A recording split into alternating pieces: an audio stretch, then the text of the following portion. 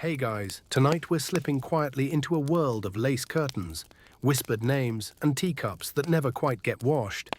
We're spending 24 hours in the life of a Victorian brothel worker. Not the glamour, gossip, or quiet exhaustion behind the rouge and corsets. She doesn't lounge in silk or seduce with ease. She wakes up cold, scrubs stairs, counts coins, and tries to remember which parts of herself are still hers. So before you get too cozy, take a moment to like the video and subscribe, but only if you genuinely enjoy what I do here. And let me know where you're listening from in the comments and what time it is.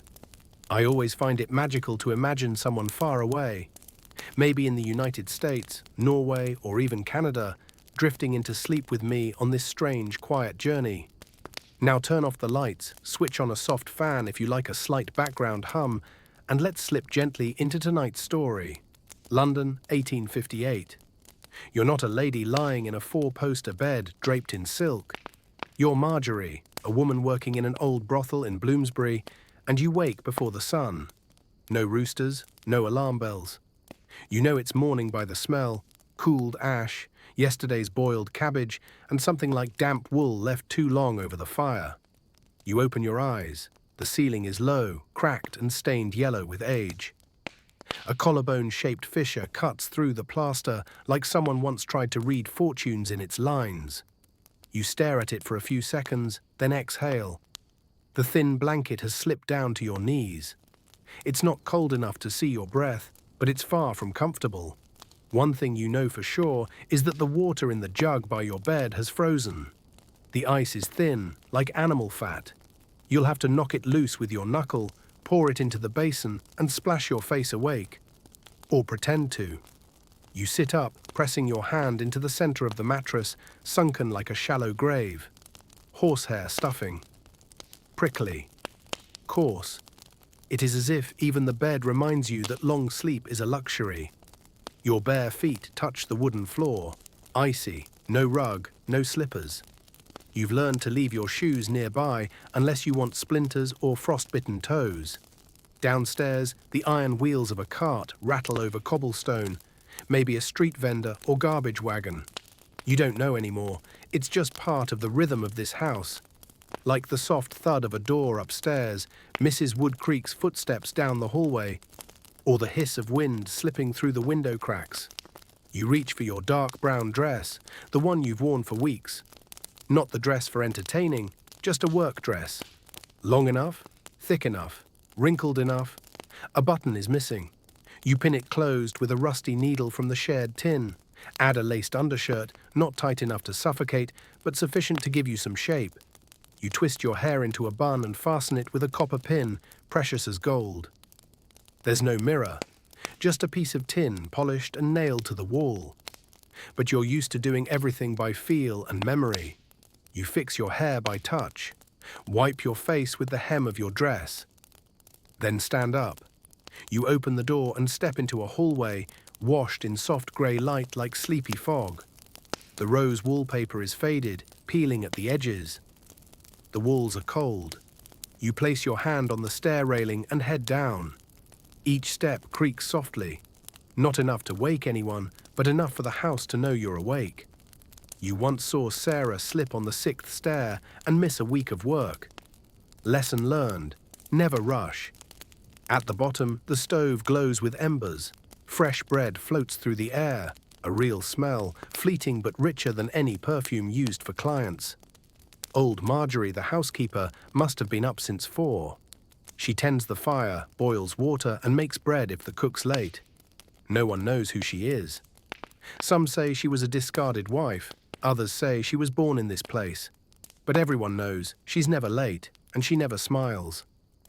You grab the familiar chipped porcelain mug and pour a little coffee from the kettle. Real coffee. Rare, bitter, hot. You wrap your hands around it, letting the warmth soak into your fingers. At that moment, you're not Marjorie, the brothel girl. You're in an old kitchen, just a woman holding a warm cup of coffee on a gloomy winter morning. You stand there quietly, watching the fire flicker behind the stove grate. No one woke you up today. But you're awake because that's what you do. And your 24 hours have begun. You stand in the kitchen, coffee cup still cupped in both hands, letting the heat seep into your frozen fingers. No one says anything. This is the silent hour, when everyone in the house quietly agrees not to speak. Not because there's nothing to say, but because speaking now would feel like stirring the surface of a still, delicate pond. You tear off a corner of the hard bread left on a cloth on the table. It's cold and dry enough that you have to hold it in your mouth for a while before swallowing. Someone left a smear of plum jam on the butter knife. You consider licking it clean, then decide not to. It's too early to feel that desperate. The stove crackles. The bricks around it glow a dull orange, warm in color if not in reach. You turn, leaning gently against the wall by the hearth, elbow resting on the cool tile. Your back stays cold, but your face grows warm. It's a balance you've learned here, 1 part warm, 1 part cold, and 1 part numb, usually in the mind. Above, a thin line of smoke coils lazily toward the ceiling. Not thick, not acrid, just a sign someone left the kettle lid askew. You don't fix it. You've stopped fixing small things unless someone tells you to. The world spins its way. Your job is not to stop it. Another girl enters, Clara. Her dark brown hair is tied neatly back, and the collar of her blouse is slightly wrinkled. She doesn't greet you. You don't welcome her. Just a faint nod. That's enough. In this house, nods are the most efficient language. Next comes Ada, who always wakes just after you. Ada never speaks in the morning, and you love her for that. She heads straight for the basin, bends down, and you hear the splash of cold water hit her face like pins against glass. A sharp breath, then silence.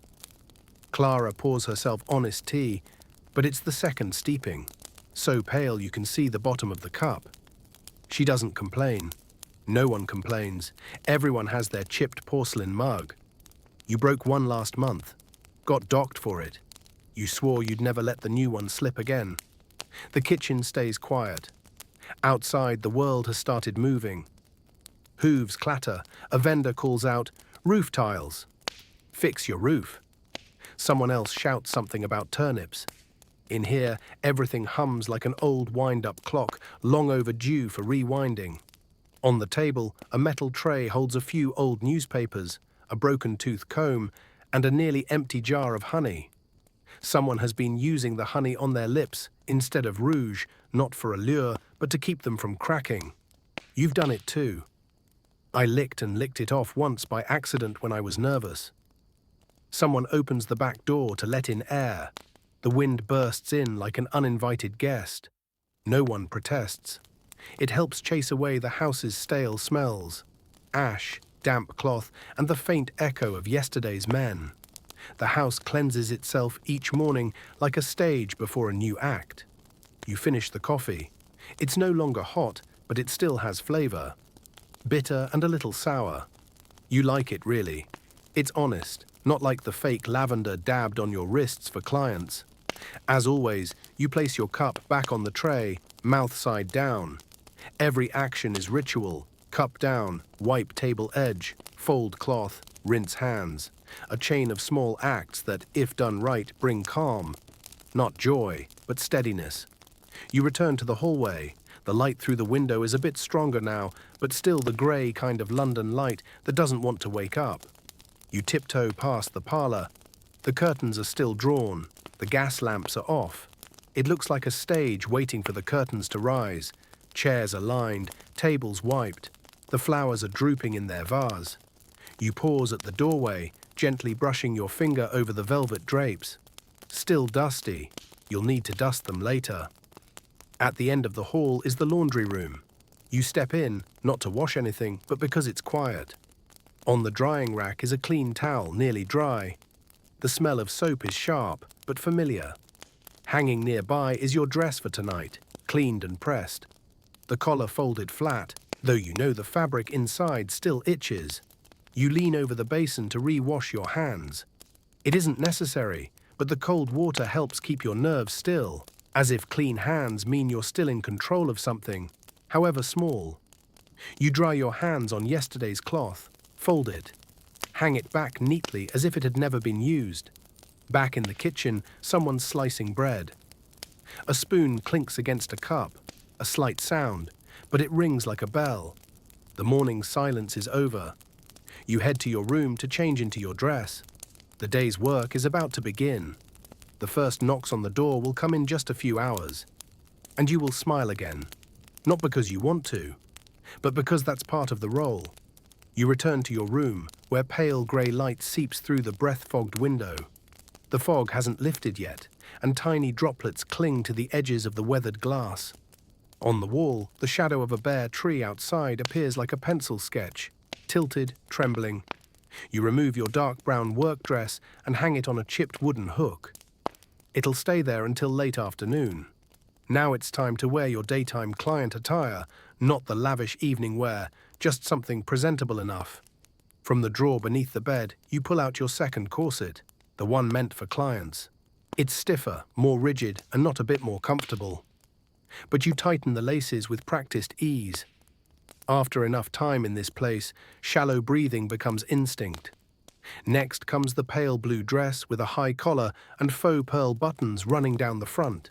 You slide your arms into the sleeves, smooth the back, and stand before the polished tin plate on the wall. There's no mirror, but you still see yourself, dimly, like a memory that refuses to fade. You undo your old bun, brush your hair with a wooden comb, and reach for the small hairpiece, a curled lock left behind by a girl who left the house last summer. It doesn't match your hair exactly, but it adds enough volume. You tuck it into your new bun and pin it securely. A well-kept hairpiece can last through 3 seasons.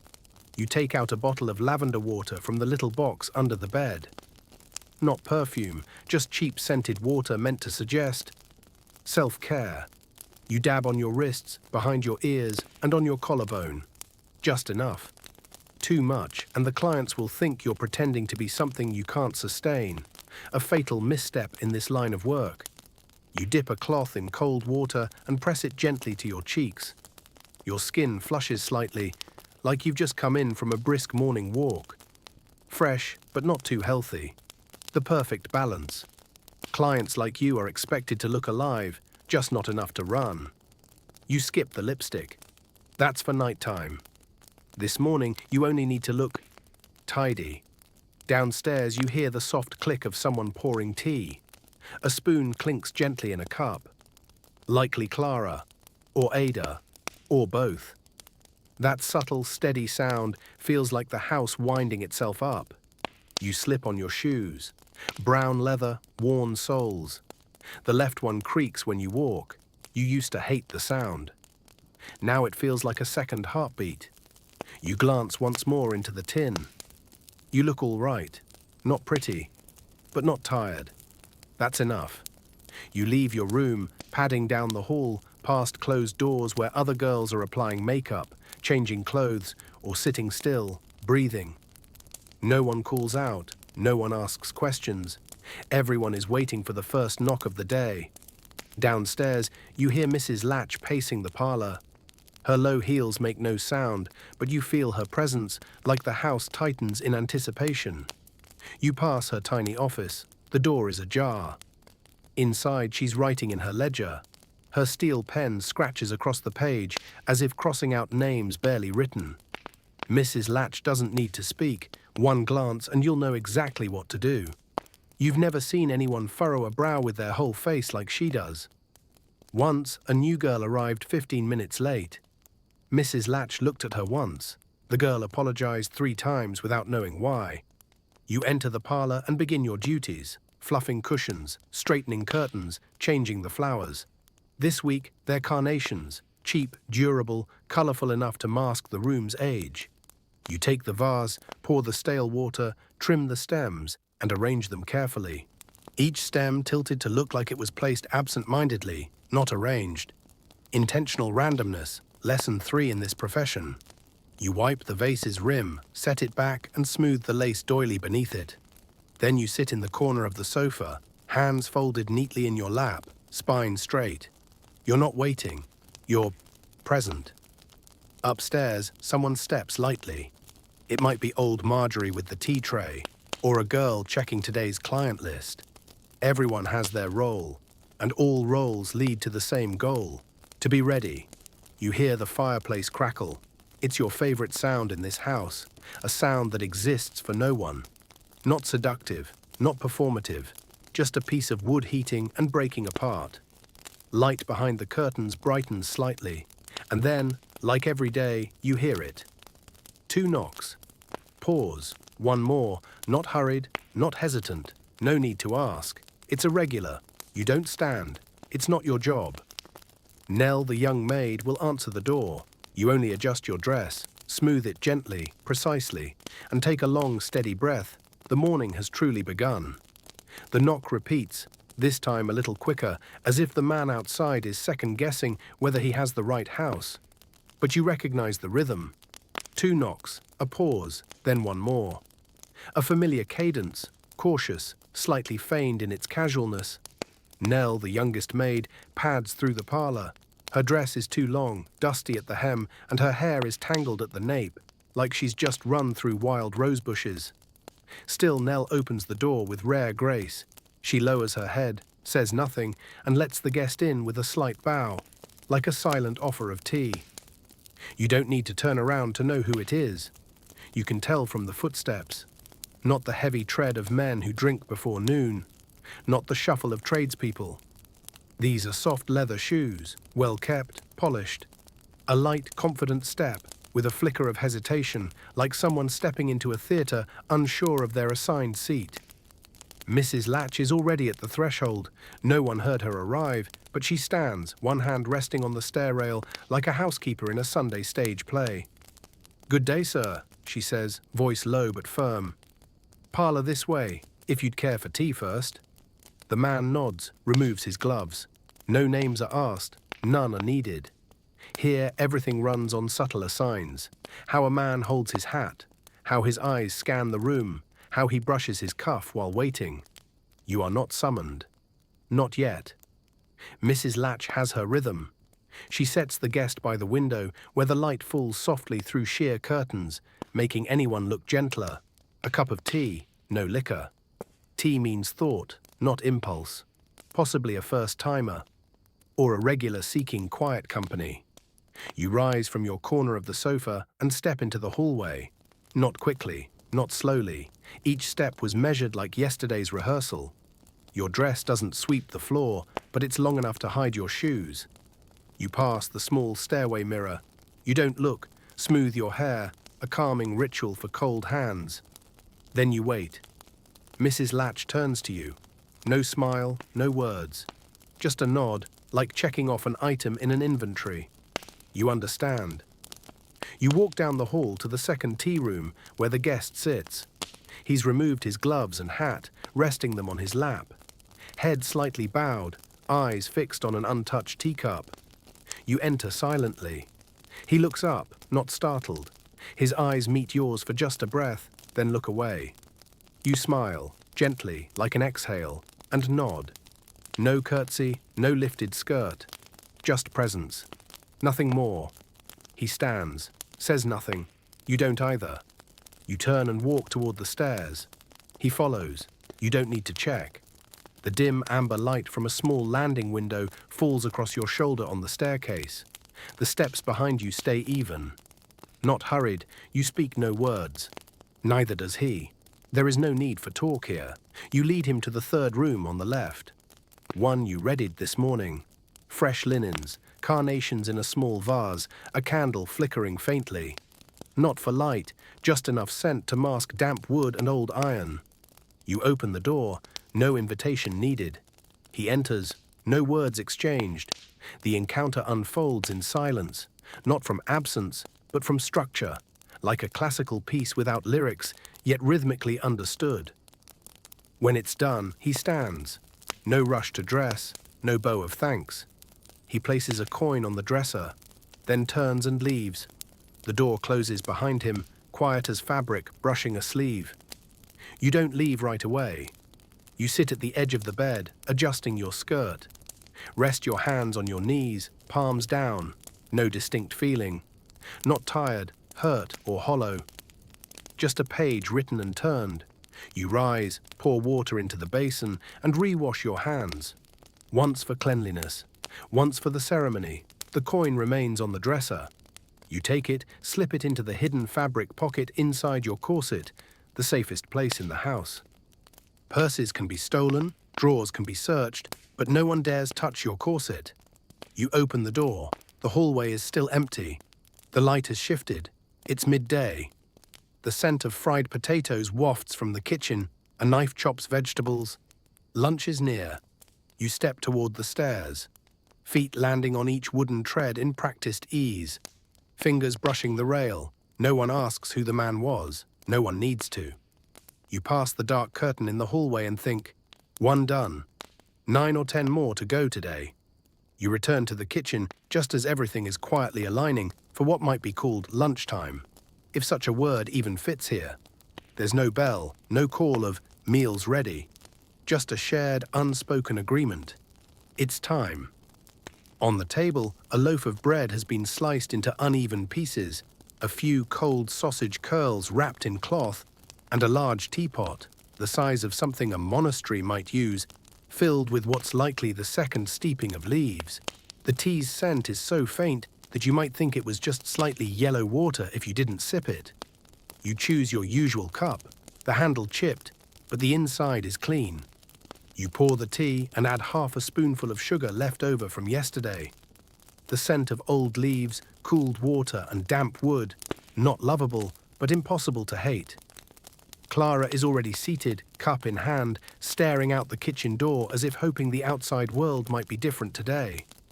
Ada walks in after her, hair hurriedly tied, silent as always. Nell is fussing with folded towels. You take your place, the inner corner by the fireplace, the warmest spot in the house, beside the brick wall. No one says much. In this house, noon isn't for words. It's the quiet between gusts of wind, the one crack in the day where you're allowed to exist. Martha bites into a piece of bread, then sets it down like it insulted her. Agnes, beside her, holds her stomach, face pale. Rumor is she's sick, but no one dares ask. Asking means taking on someone else's worry. You chew slowly, crumbs rolling on your tongue like bits of stone. There's some butter left. You spread it over the burnt crust. Not good, but better than hunger. A draft slips in through the back door. Someone must have left it ajar. It stirs the curtain and brushes your shoulder like a cold hand. You pull your shawl tighter. No one speaks to close it. Maybe someone's smoking outside. Perhaps no one wants to be the one to break the fragile equilibrium. Ma, the newest girl, sits at the corner of the table, back straight as a stick, eyes lowered. She chews like she's taking a test she didn't study for. After a while, her lip cracks on the dry crust. She winces. You slide a tin box her way. Inside, a softer biscuit remains. No words. She doesn't speak either, just a tiny nod. That's how kindness works here. Quiet, without debt, without drawing attention. The sound of a knife rises again from the back kitchen. Maybe Mrs. Marjorie is slicing potatoes for supper. Or someone's prepping stew. You don't care as long as there's food, as long as there's something to cling to, even if it's just thin broth with a few beans at the bottom, like buried treasure. You sip the tea. It's not hot, but it warms your tongue and softens the silence that rests beneath your ribs. Clara speaks, rare. Mr. Boothby's coming back this week. No one replies. But you hear Ada breathe. Boothby is the talkative type, the kind you must listen to for half an hour about the weather before he dares touch your wrist. He still wears gloves, you ask. Clara nods. Always, and never takes off his hat. You chuckle softly. Not aloud, just enough to make the teacup tremble. That's the end of the conversation, like a breeze passed through. No one's obliged to add more, and you're glad for that. In this house, a story isn't always required. You look around the table, no eyes meet. But still, you all know who's tired, scared, and counting coins in their corset pocket. There's a silent understanding here, like steam rising from tea before it disappears. You drink the last cup, rinse it in the basin's cool water, and turn it upside down on the drying rack. Each motion practiced is like a dance you've rehearsed your entire life. You don't feel full, but you're no longer hungry. And that's enough. 1 hour of quiet, A luxury in this place is ending. Outside, a horse trots by. A wheel grinds along stone grooves. Maybe a client is arriving or leaving. Either way, you know what waits. You glance at the wall clock. The short hand has just passed 1, which means the afternoon guests may come early. You rise, smooth your skirt, and walk toward the hallway, where the scent of lavender is beginning to drift from the first room.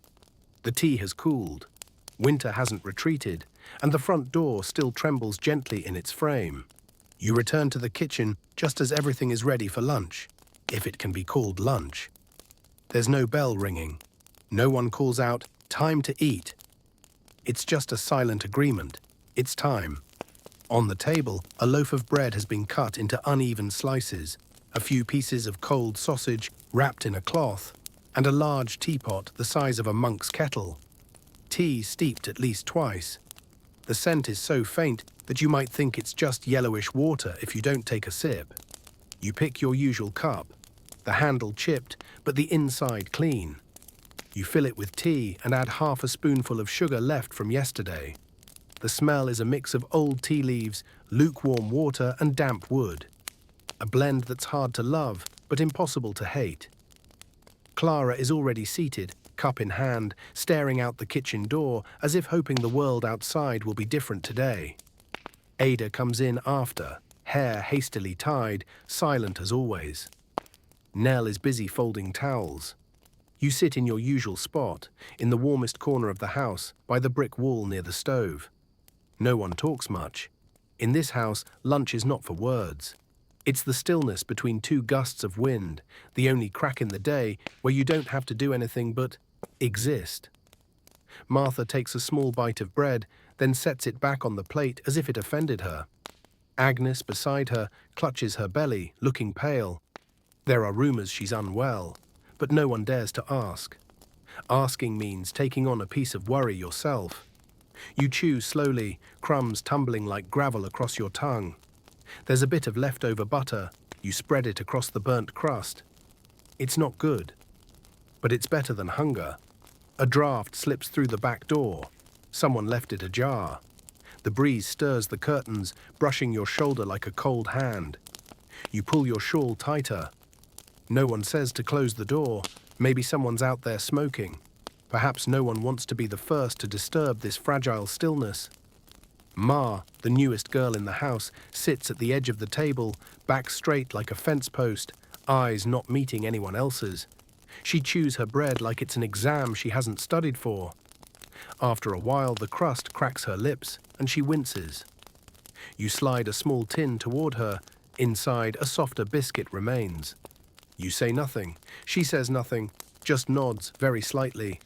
That's how kindness works here. Quiet, no debts, no attention. The sound of a knife comes again from the back kitchen. Maybe Mrs. Marjorie is slicing potatoes for dinner. Or someone's prepping a stew. You don't care anymore as long as there's food, as long as there's something to cling to, even if it's just a thin broth with a few beans sinking like treasure at the bottom of a bowl. You sip the tea, not hot, but it warms your tongue and quiets the silence settling deep under your ribs. Clara suddenly speaks, rarely. Mr. Boothby's coming again this week. No one replies, but you hear Ada sigh softly. Boothby's the talkative type who talks about the weather for half an hour before touching your wrist. Still wears gloves, you ask. Clara nods. Always. Never takes off his hat. You smile faintly. A laugh with no sound, just a slight tremble in the teacup. The conversation ends there like a passing breeze. No one needs to follow up, and you're relieved by that. In this house, there's no need for constant stories. You look around the table. The other eyes don't quite meet yours, but still know who's tired, afraid, counting coins in their corset pocket. And there is a quiet understanding, like steam rising from tea, then fading away. When you finish your tea, rinse the cup in cold water in the small basin and place it upside down on the rack. Each step is familiar as a dance you've practiced all your life. You're not full. But you're no longer hungry, and that's enough. A single quiet hour, luxury in this place, is nearly over. Outside you hear horse hooves, wagon wheels grinding over stone. Maybe someone's arriving and/or leaving. In either case, you know what's coming. You glance at the clock. The shorthand just past 1. Afternoon clients might come early. You stand, smooth your dress, and walk toward the hallway, where the diluted scent of lavender is beginning to drift from the first room. The tea has cooled. Winter hasn't left, and the front door still gently shudders. The door to room 2 opens without a sound. You step in slowly, your footsteps gliding like water's surface.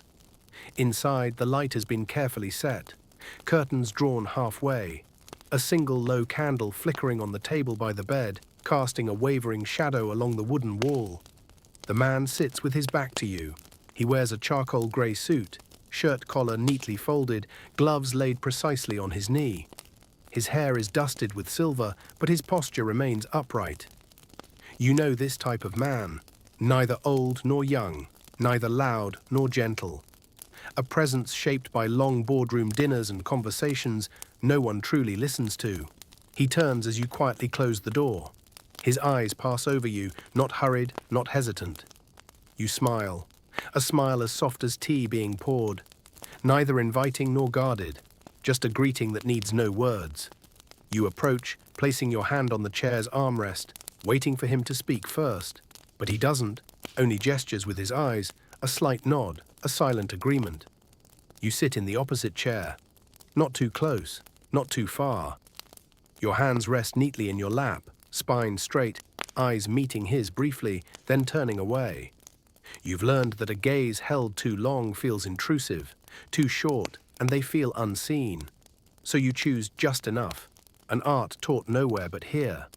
He exhales, not a weary sigh, but one that seems to release something long held. His hand brushes the rim of the untouched teacup. Neither of you intends to drink it, but its presence, like yours, suggests he's not entirely alone. "What's your name?" he asks, his voice neither deep nor sharp. You tilt your head gently. "They usually call me Elsie." A false name, of course. Your real one stays outside the door. In this house, you don't use it. No one does, not even yourself. He nods, no follow-up question. For many clients, saying a name, even a made-up one, makes the encounter feel more human. Like they're speaking to someone honest, not just a performance. Even if both of you know it's all staged behind curtains as thin as the one in your room. "Been here long?" You smile faintly. "Long enough to know not to count the days." He chuckles softly, a soundless laugh, just a lift of the corner of his mouth, and then it's gone. You don't ask him anything. No, "What do you do?"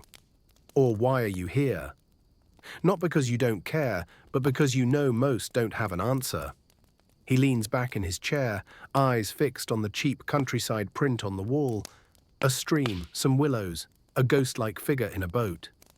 No one remembers when it was hung, but every client looks at it. "That scene," he says, "looks like where I grew up." You don't reply, just nod, enough to show you're listening. "Doesn't look like that anymore," he continues. "Now it's all factories, noise, smoke. The cobbled roads have crumbled." You don't know what to say, so you offer something safe. "I think people always keep the best version in their mind, even when reality changes." He looks at you, for the first time, really looks. Not prying and not expecting. Just as if trying to remember who you are, even knowing he's never met you. At that moment, the room feels softer, as if all the street sounds were being played behind the door. You and the man sit like that. No need to touch, no urgency. Just two people pretend they're not so lonely that they must pay someone to listen. After a while, he stands, no warning, picks up his gloves, his hat. You rise too. No goodbye, no invitation, just a slight bow of the head. "Thank you," he says quietly, unsure if you'd accept it. You nod. "Wishing you a peaceful afternoon." He leaves the room. You wait a few seconds, then go to the table to tidy. The tea remains full, slightly cooled, untouched. You pour it into the basin, rinse and dry the cup. You don't feel sad or happy, just still. On the small dresser, a coin lies silently, no note needed. As always, you pick it up and slip it into the hidden pocket sewn into your dress. You glance again at the painting, the stream, the boatman, everything still as ever. Then you blow out the candle and step outside, readying yourself for the next visit. You step into the hallway, letting the door to room 2 close silently behind you. Outside, the light hasn't vanished entirely, but it's no longer daylight. Everything seems to slow down. The wind, time, your footsteps. The previous guest has left. You don't see him again, but you hear the front door close with a quiet finality. Not rushed, not harsh, just enough to know. He's stepped out of the performance, returned to real life. You pause in the hallway, letting your fingers brush along the dark wooden wall, feeling the faded paint and the fine cracks running through it like aging veins. Here, everything is old. The walls, the carpet, the air, even you. You return to your room, slip off your small leather shoes, and let your bare feet touch the cold floor like a quiet ritual for shedding a roll. Your feet are tingling from hours of standing, but that sensation is as familiar as the smell of a snuffed-out candle, a part of the job and your body. You lower yourself into the worn velvet chair, rest your head against the back, and hold the small handkerchief you always use to wipe your wrist after a client leaves. Not to soothe the skin, but to soothe the sense that you haven't been yourself during that time. Outside, the late afternoon street vendors call out. Someone is selling chestnuts. Another calling hot pies, in a sing-song voice like a lullaby. You hear it without really listening, just background music repeating daily. Nell knocks softly. 3 taps, then peeks in, eyes asking. You want to share the wash water? I already heated some. You smile. Half a basin would be lovely. Thank you. Nell nods and vanishes like a small cat. That girl moves quickly, says little, and always knows how to walk the hallway without making the floorboards creak. A skill far more valuable than makeup here. You go to wash up and change into a dress, the dusk dress, charcoal grey, high-collared, belted in velvet. No one asks you to change. You do it to mark time. The afternoon is no longer morning, and evening hasn't yet arrived. You sit before the small crooked mirror on the wall. Its surface is scratched, and its brass rim is green with age. Still, you look into it every day, not to check your beauty, but to remind yourself that you exist. You're still a body, a face, an eye that knows how to blink. You adjust your hair, then reach for the silver hairpin with a small embedded stone, the only thing you ever kept from a client. Not because it was beautiful, but because the man gave it to you like you were the last person in the world who deserved a gift. You don't remember his face. Only when he left, didn't you want to keep anything, except the pin. A knock again, 3 quick taps. Not another client. It's Clara. There's someone asking for you, she says from outside. You frown. Who? Clara shrugs. You know the kind. No name, just nods. Asked for the 2nd floor, said it has to be you. You stand up and breathe deeply, not out of nerves, just habit. You dab perfume on your wrist. Not lavender this time, but bergamot and amber are something with mystery. Just enough to feel close, but they are out of reach. You leave your room, passing down the hallway. Clara waits by the stairs, still holding a table rag she hasn't washed. She points upward. You ascend, each step steady like a drumbeat. The rooms on the 2nd floor aren't like the others. The walls are papered in red silk. The lights are warmer. And there's a full-length mirror, a luxury in this place. You knock, no response. You knock again. The door opens from the inside. He stands there, no hat, no gloves, no smile. You don't recognize his face, but his eyes. There's something familiar, as if you've seen them in a dream or a life you once lived as someone else. No greeting. He steps aside, gestures for you to enter. You walk in, not knowing that this meeting would be unlike any other. The 2nd floor room always felt different. Though the wallpaper bore the same faded florals and the candles flickered just like in the others, the air here felt thicker, quieter by one shade, as if someone sat behind time itself, holding each second back. You stepped in, letting the door fall shut behind you. He, the new client with the strangely familiar eyes, said nothing. He gestured toward the velvet-upholstered chair beside the round wooden table where 2 cups of tea had already been poured. You sat down, keeping your posture composed. Your hands rested gently on your lap, your eyes scanning the room, not out of curiosity, but to avoid the stare pressing too intently from across the table. "What kind of tea do you prefer?" he asked, his first words, but his voice wasn't probing. Just soft, like asking whether it was raining outside. You gave a faint smile. "I usually drink it cold. It rarely stays hot for long in here." He laughed, a real laugh, not polite, not forced. You looked at him more closely, an age hard to place, not young, not old. Eyes bright but tired, hands are thin but clean.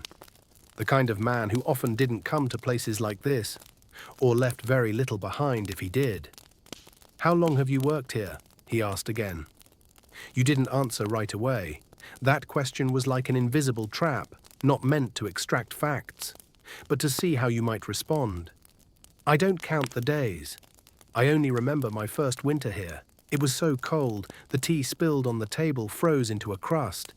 He fell silent for a moment, then quietly, "Then you've been here long enough to know how it all works." You didn't nod. You didn't deny it either. Because getting used to this place didn't mean accepting it. It just meant learning how to breathe inside it.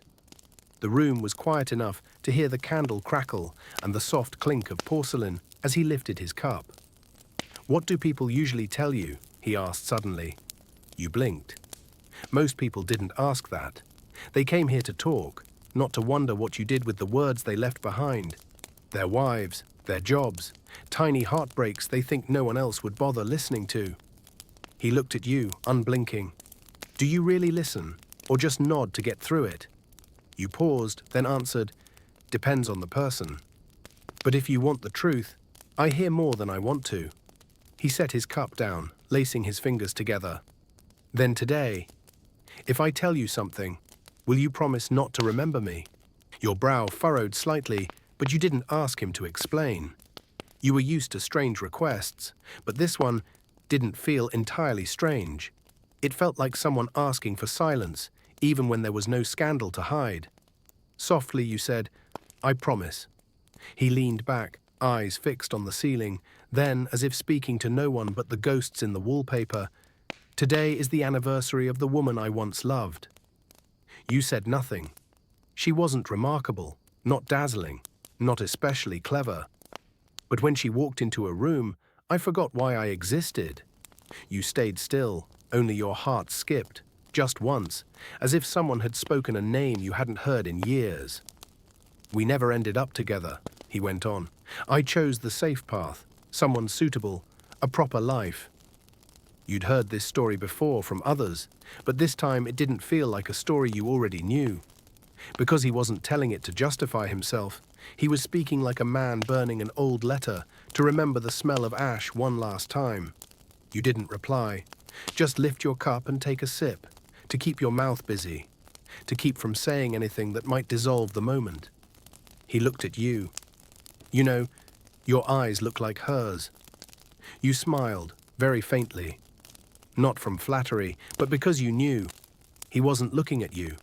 He was looking at a memory, reflected onto you like light off glass. After a while he stood. "Thank you for listening." You nodded. No name asked, no parting pleasantry. Sometimes words meant to be polite became rude in moments like this. He walked to the door, hesitated. "You'll keep your promise." Your voice, quiet. "I will." And then he was gone. You stayed in the room alone. The deep red walls no longer felt warm, but the tea on the table still held the warmth of his fingertips. You didn't know who he was, but you knew you'd keep your promise. And never tell that story to anyone, not even yourself. You remain in the second-floor room a little longer. Not for any reason, just not ready yet to return to the hallway, hear footsteps, the creak of doors, or any sound that reminds you the work is continuing. The tea in the cup is cold now, but you lift it anyway. A small sip, bland, tinged with wood and the scent of the man who just left. Yet in some quiet way, it anchors you, makes you feel real, like you're not just a name on a shift list. You set the cup down and circle the room, straightening the edge of the tablecloth, adjusting the painting slightly crooked on the wall, and finally blowing out the candle. The flame disappears with a soft hiss, leaving a thread of smoke curling like silk into the air before vanishing into the space above. You step out of the room. No one waits in the hallway. No one looks at you with that unspoken question. What did he say? Everyone here knows. Sometimes the most precious thing is not to ask. Downstairs, Ada is sitting by the window, mending a coat. She doesn't look up. She flicks her eyes toward you momentarily before threading her needle again. You walk over and rest your hand gently on her shoulder, a silent greeting. Ada doesn't need words. She tilts her head toward you slightly, then asks, "Did he leave anything?" You know she doesn't mean money. Here, leave anything might mean a kind word, a respectful glance that made the day feel just a little less heavy. You reply, "A story," and a promise. Ada nods. That's enough. Silence sits between you for a while. The sound of a needle passing through fabric, the creak of an old wooden chair, forms the afternoon's lullaby. Outside the window, a faint mist begins to roll in. Market lights flicker against the glass panes, casting broken streaks of yellow like a watercolor left out in the rain. You return to your room and sit on the edge of your bed. Your legs ache slightly. Not sharp pain, but a quiet draining kind of soreness. You remove your hairpin, unfasten your dress, slip into a thin robe and curl up, knees to chest, hugging your pillow. This hour of the day is always a limbo. Not yet evening, no longer afternoon. A strange sort of in-between that makes people feel like doing something, but they never know what. You pull out a small wooden box hidden beneath the bed. Inside are scraps of paper, a few worn coins, and a rusted iron hair clip. The first gift you ever received in this place. Worthless, really, but you kept it because it was one of the few things given without motive. You unfold a torn scrap of paper, part of a letter, only the last line remains. If you still think of me, don't write back. Just keep still. You don't know why you kept it. It's not your letter. Maybe someone dropped it, or you found it under a table while cleaning. But the words have stayed with you, like a melody no one taught you, yet you somehow know by heart. From the hallway comes the soft thud of a door, Clara probably returning to her room, the sound of fabric rustling. Water is being poured into a basin, a small, tired sigh. You lie down, pulling the blanket to your chest. The pillow no longer smells lavender like it did this morning, but it's still soft enough to close your eyes and forget for an hour or two. Maybe you'll doze, maybe not. But at least in that quiet period, no one will ask anything of you. No smiling, no names. No need to remember who anyone is. Just you. No more, no less. Outside, the sky has gone completely dark. Another day passed in this house of flickering candles and tea that always went cold before anyone would drink it. You don't know how long you've slept. It wasn't a deep sleep, not a dream-filled one. Just a dim pocket of time, trickling like water through floorboards. You don't remember dreaming, only that when you opened your eyes, the oil lamp in the hallway had been lit, and the scent of cold ash drifted through the window. The room was dim, coated in a golden haze, like old honey spilling across the foot of the bed. You stretched upright, the blanket sliding off your shoulders. Your skin touched the night air like brushing against a damp cloth. Blinking a few times, you walked to the small table and poured yourself a sip of water from the clay jug. The water was flat, lukewarm, but your throat was grateful. You changed your dress, this time the evening one, deep plum, with pale gold thread stitched along the collar. A modest pride in a place where everyone knows their role isn't to hold their head high. You brushed your hair slowly, rhythmically. The motion always made it easier to breathe. Your hair was long, thick, obedient, one of the few things you could still control. Unlike the knock on the door, the number of clients, or the unreadable gaze of a stranger. Just as you fastened the silver pin into place, a knock sounded. 2 soft taps. Then silence. Nell. You opened the door. She stood there, cheeks pink from rushing, eyes bright under the lamplight. "There's a guest, room 3, asked for you." You nodded, asking nothing. She pressed a small bundle into your hand. "I saved you a jam bun from the kitchen. Thought you hadn't eaten since lunch." Your heart softened a beat, not because of the bun, but because of the kindness. "Thank you," you said. "I'll eat it later." You stepped into the hallway. A draft slipped through the crack of a window at the far end, carrying the damp scent of coming rain. The floorboards groaned under your feet, not in protest, more like a reminder. This place is still alive. Room 3 sat at the end. The door was already ajar. A blade of lamplight cut across the tiled floor like a narrow knife. You knocked. 3 light taps. "Come in." A man's voice, clear, not warm. You entered. The room had a small bookshelf in the corner, a rare thing in this house. No one ever requested bookshelves. The man was seated in an armchair, wearing a dark overcoat with a velvet-lined collar. An open book rested on his lap. He looked at you but didn't speak, just gestured to the chair across from him. You sat, waiting. "Can you read?" he asked. You hesitated, not from offense, but because no one had asked you anything unrelated to your body in a long time. "I can," you said. "Not fluently, but enough to follow a page without pictures." He nodded, as if weighing something. "Have you ever read Shakespeare?" You blinked, then smiled. "I read Romeo and Juliet once. I was young.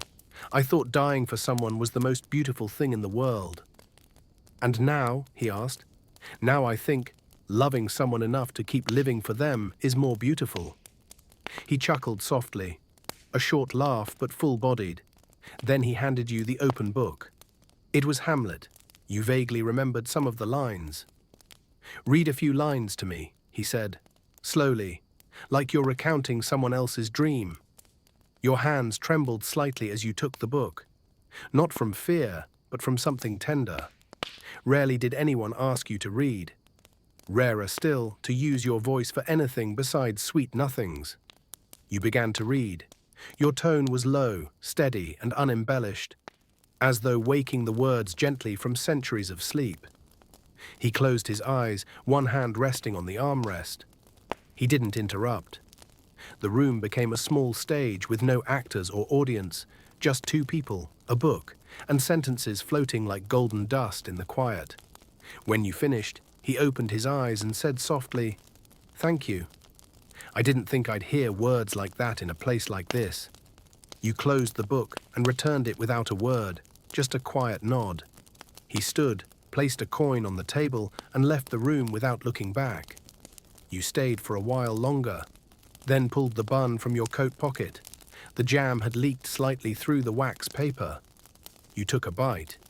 And perhaps this was the only moment in the day when you weren't performing.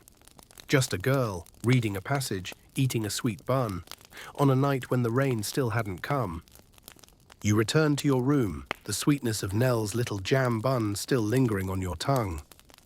It's a sweetness you can't quite place, some unnameable fruit, but it carries a hint of childhood, or at least what you imagine childhood might have felt like. The room is still. The cloth you folded earlier remains untouched. The oil lamp from the hallway casts shadows across your belongings, like a painting drawn in ash and firelight.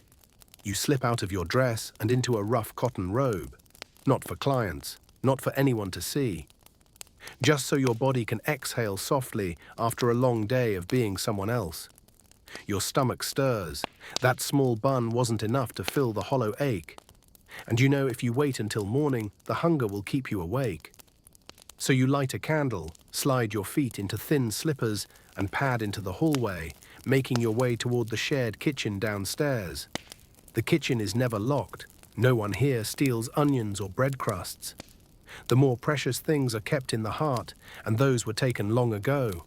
You ease open the kitchen door, the hinges whine softly. Familiar scents spill out, boiled turnips, leftover smoke, the ghost of old tea at the bottom of a kettle.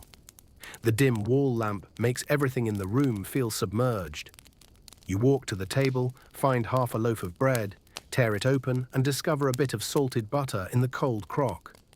Someone's spoon has already scooped into it, a slight hollow left in the middle. No one minds. Here, people have learned to share what little they have without questions or thanks. You place the bread on the cast iron pan, warming it over the stove embers. Not enough heat to toast it properly, but just enough to melt the butter slightly, releasing that quiet, comforting smell that makes you close your eyes for a second. You're hungry too? It's Clara.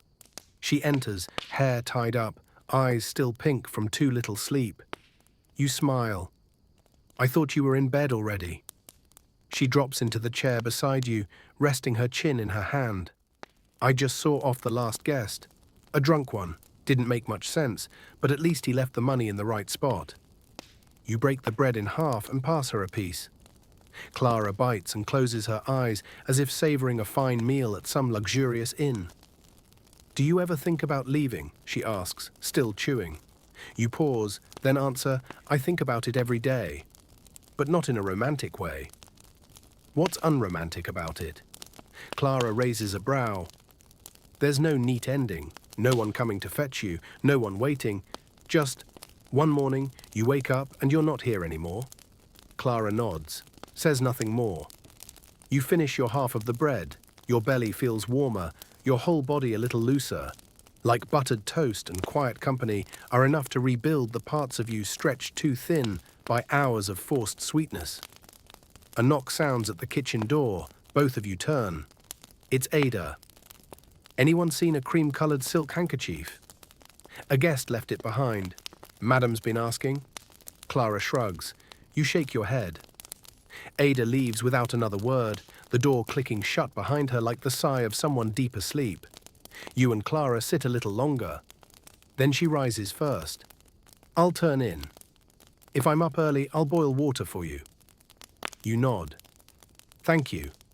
Clara slips out. You tidy the dishes, rinse them quickly, and extinguish the lamp. Your hand brushes the doorframe, and you pause long enough to mark this moment. Standing in a quiet kitchen, sharing warm bread with someone who didn't ask for more than your presence. Back in your room, the clock chimes twice. Midnight has passed quietly, like everything else in this house. You climb into bed, turn onto your side, and pull the blanket to your chin. Not because you're cold, but because you want to feel wrapped, as if gently told, it's okay now. The night has deepened. Out in the city, there are still carriage wheels, the occasional murmur. But here, in this small room, with its wrinkled curtains and slightly sunken pillow, you are no one else but yourself. Just a girl. Trying to sleep. In a place where neither the light nor the words have to be perfect. You didn't wake from a loud noise, but from something subtler. The faint brush of fabric against wood, the hush of bare feet moving quickly, and the dim light seeping in from under the door. Outside, it wasn't morning yet. Maybe 3 a.m., maybe closer to 5. In this place, time wasn't measured by clocks, but by how the house breathed, when it sighed and shivered.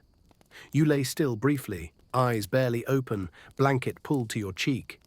The thin quilt still held some warmth from when you'd turned over in your sleep. From the hallway came muffled voices, one male, one female, intertwined with the soft groan of old floorboards. You guessed it was Clara. She often took the latest shift. Some guests liked to visit when the world was asleep, when the quiet was thick enough to hear their thoughts. You turned and placed your feet on the floor. Cold, but not sharp. Just enough to remind you you were alive, still sensitive to the world around you. You had no real reason to be up. No one had called you. No client was waiting. But your body didn't want to sleep anymore. There are nights like that. Not tired, not alert, just hovering like a soul that hadn't yet found a dream to shelter in. You slipped on your robe, lit a small candle, and opened the door. The hallway was dark, but not pitch black. The oil lamp at the far end threw light against the wall, revealing spiderweb cracks in the aging paint. Something about the silence felt heavy, as if the whole house held its breath, waiting for someone to speak first. You padded, descending the stairs. No clear purpose, just a need to move, to see something besides the pillow shaped like your face. The ground floor was empty, no one in the parlor. The chairs were neatly aligned, and the heavy curtains draped loosely. You noticed it bare as you passed the front desk, where a few dried flower vases usually sat. A single button lay there. You picked it up, not knowing whose it was, and slipped it into your pocket, as if someone might come looking for it one day. You heard a soft creak behind you. Turning, you saw Nell. She stood in the kitchen doorway, eyes puffy from sleep, still clutching a broom like it was part of her arm. "You couldn't sleep either?" she asked, her voice rough. You shook your head. "Probably drank tea too late." Nell shrugged, set the broom aside and stepped into the kitchen, motioning for you to follow. You sat at the familiar wooden chair while she lit the stove. The pop of the flame, the clink of the kettle on the grate. Everything moved slowly, like a ritual meant to soothe restless souls at a time when no one belonged to anything. "I get up around now a lot," Nell said softly. "It's when the house is quietest. No one expects me to smile or hurry or pretend I know everything." You looked at her and smiled. "That's when you're just you." She nodded, her eyes lighting up for a moment. The water boiled. Nell made 2 cups of tea, setting one in front of you. The scent of mint rose in gentle curls, mingling with the damp air of the kitchen into something strange and comforting. Not refined, but familiar, like the smell of a scarf that belonged to your mother. You both sat in silence, no need for more. Outside, the sky began to fade from black to dull grey. The kitchen window's glass turned opaque. The first light wasn't sunshine, just a pale glow creeping up from the ground. The kind of light that told you a new day was slipping through the most minor cracks. Nell rested her chin on her hand, gazing out. "Sometimes I wonder, if I didn't wake up here one morning, would anyone notice?" You didn't answer right away. Then gently, you placed your hand over hers. "I would, and I wouldn't be the only one." Nell pressed her lips together but said nothing. Her quiet squeeze of your hand was enough. After a while, you stood, wished her good night, and returned to your room. The hallway was brighter now, but still void of footsteps. Everyone else was still asleep, or pretending to be, stretching their solitude a little longer. You set the teacup down in your room, slipped off your robe, and climbed into bed. This time, you knew you could sleep. Not because you were tired, but because you'd been reminded, here in this weary, noisy, tired old house, there were still soft moments, and they were enough for you to forgive yourself just a little.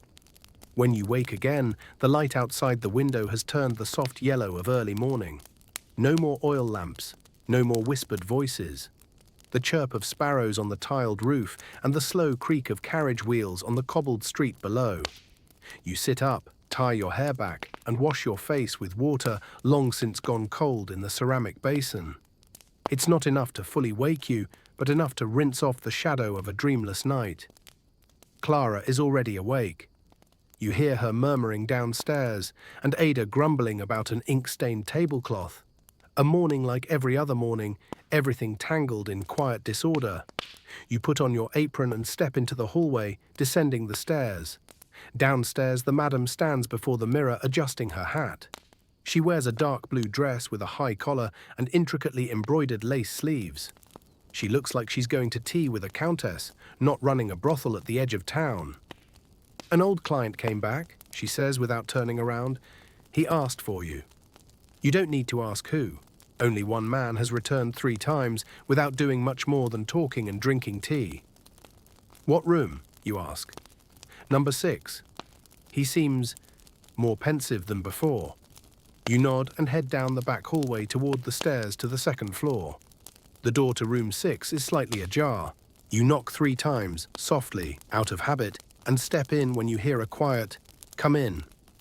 He's the same, dark coat, tired eyes, and that hand always resting lightly on the teacup, as if afraid to shatter something fragile. You sit in the chair across from him. "How have you been?" you ask, voice warm enough, but with a bit of distance. "Do you think a man coming here for the 4th time is well?" He chuckles, not self-pitying, not bitter. Just the laugh someone makes when they've stopped analyzing why they end up in places like this. You don't reply. Just pour the tea. He watches you for a moment. I believe I once promised I wouldn't return, didn't I? You didn't promise. You just left quietly. Then I've broken a promise to myself. You hold your cup, but don't sip, letting the faint steam rise between you, softening the space. I passed this street 3 times, he says. Each time I walked slower. And this time you stopped. This time I stepped in. Silence, but not awkward, not strained. Just that rare kind of silence that connects more than words ever could. You look at him, then ask, so this time, did you come to tell a story or to hear one? Both, he says, but I'd like you to start. You're caught off guard. Most men only want to hear themselves, or hear nothing. But a man who asks you to tell a story, that's as rare as a daisy blooming in winter. You inhale slowly. When I was 11, I used to hide under the table at the bakery to sneak pieces of warm bread. Every time a fresh batch came out of the oven, the baker would set the tray on the wooden table and turn her back for a second, and I'd reach up and steal one. One time she caught me, but instead of scolding me, she handed me a second piece and said, "Next time, just ask. No need to steal." He sits still, listening intently. I still remember that bite, the crust crisp, the inside soft, and her gaze. It wasn't pity. It was like she saw me completely and let me stay seen. You smile faintly. After that, I never stole again. But I also never asked. He nods slowly. You always end your stories with a sentence that makes people quiet. You look at him.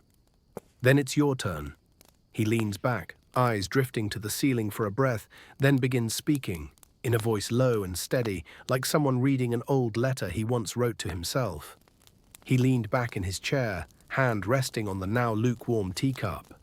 Morning light filtered through the curtain, casting soft golden streaks across the floor, like someone had scattered breadcrumbs to guide you out of a dream.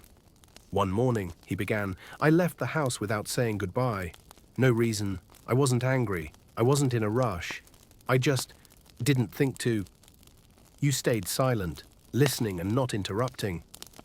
And that night, I got the news she had died. His voice didn't waver, but in the space between each word, you could feel the hollow as if every syllable was walking a tightrope, careful not to fall into grief. I went back home. Her teacup was still there, the handkerchief on her chair. Her perfume still lingered in the air.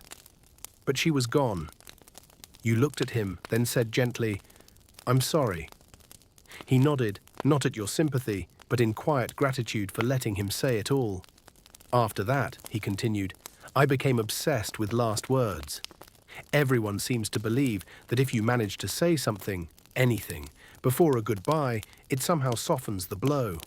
But how are we supposed to know when it's the last time? You thought about all the people who had passed through the doors of this house. Some returned, some didn't, and none ever announced, "This is the last time you'll see me." And so I started coming to places like this, he said, not for the reasons people think, but because here no one expects me to be perfect. They just want me to pay and not make trouble. You gave him a faint smile. And if you stay silent too long, no one asks what you're thinking. Exactly. Silence fell again. It's not awkward, just two people agreeing that sometimes silence is the most healing sound. He took the last sip of his tea, then stood. Next time, I want you to read more Hamlet. The part about the dream. You nodded. I'll mark the page. He picked up his coat, stepped toward the door and paused without turning around. If I happen to forget to say goodbye next time, he said, just treat today as the last. You didn't reply, just smiled, a soft smile not meant for farewell, but to say you understood. The door clicked shut behind him. You remained in the quiet room, fingers brushing the rim of your teacup where your lipstick still lingered, then lifted the Hamlet book and found the passage he meant. You read it softly, to yourself, as though each word was a way to keep someone else's memory alive for a moment longer. The early light had grown into full sunlight when you left the room. The stairs cast long shadows, and the wooden floor warmed faintly beneath your feet. Ada was dusting a rug in the entryway. Clara was brushing Nell's hair, telling her a story about a guest carrying a cat in his coat pocket. You stepped into the kitchen and set the water to boil. While waiting, you looked out the window, where the morning sun lit up the rows of upside-down glasses, making them shimmer like crystal. You poured yourself a fresh cup of tea, and this time you drank from the very first sip. You were washing a teacup in the kitchen when Nell walked in. Not in her usual rush, not chirping about anything. She stepped inside, sat down, and rested her chin on her knees. You put down the cup, dried your hands, and sat across from her. "Something wrong?" you asked, your voice soft, as if anything louder might break her. Nell sighed. "Clara told me she's leaving." You blinked. "Leaving where?" She didn't say, just said someone's helping her move, working laundry for a restaurant. It's not easy work, but she said, "At least I won't have to fake a smile every night." You were quiet, not shocked, just still. You know that feeling when someone finds a way out. A door you hadn't even noticed was there. "Did she say anything else?" you asked. Nell nodded. "She said she'll miss me, miss you, miss the kitchen that smells like peppermint tea." You gave a faint smile, the kind that prickles behind your eyes. "Clara knows how to leave with grace," you said. "Most of us here never learned how." Nell lowered her head, fidgeting with the edge of the tablecloth. "Do you think she's gone for good?" You were silent for a moment, then answered quietly, "Maybe. But maybe she'll come back, not because she wants to stay, but because she remembers this place was once home, even if only for a while." Nell nodded, not with relief or sadness, but simply accepting that things were moving, even if you weren't ready. You stood and took a small tin box from the shelf. Inside were folded bits of paper, faintly scented with lavender. You'd kept it for years, notes of the kindest things anyone ever said in this house. "I'll give this to Clara," you said. "A keepsake, a quiet goodbye." You pulled out one slip and wrote, "You lived here with courage, not habit. Thank you." Folded it, tied the tin with an old ribbon. You didn't know if it was for Clara or yourself. That afternoon, Clara packed her things into a fabric bag. There wasn't much: a warm coat, a few plain dresses, a notebook, and a wooden comb with a missing tooth. You didn't speak as she packed. You just helped fold scarves. No tears, no hugs, no promises. At the stairwell, Clara turned for one last glance.